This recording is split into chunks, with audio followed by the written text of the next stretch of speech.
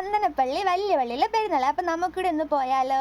അപ്പോൾ പോകാൻ വേണ്ടി ഇറങ്ങിയപ്പോൾ റെയിൻ. അപ്പോഴത്തേക്ക് റെയിൻ കോട്ടൊക്കെ വെച്ചിട്ട് അഡ്ജസ്റ്റ് ചെയ്തു. എന്നിട്ട് അവിടെ എത്തിയപ്പോഴും ചെറുതായിട്ടൊക്കെ തോന്നായിരുന്നു. എന്നിട്ട് നല്ല തണുപ്പൊക്കെ ആയിരുന്നു.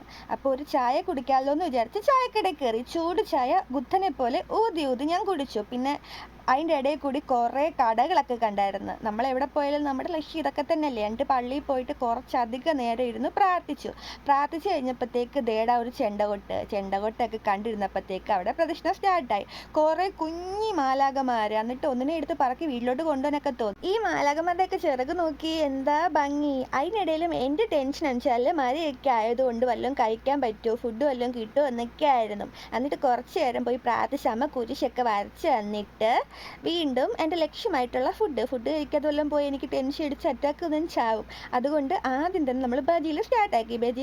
ബജി മാത്രം പോരല്ലോ. അപ്പം പിന്നെ ഇങ്ങോട്ട് വന്നപ്പോഴേ വെച്ചായിരുന്നു കപ്പയും ബീഫ് കറിയും. അപ്പം അതുകൂടി കഴിച്ചിട്ട് പിന്നെ അത് കഴിച്ചിട്ട് നിറയാത്തുണ്ട് 3 ദോശയും കഴിച്ച് തിരിച്ച് വീട്ടിലോട്ട്.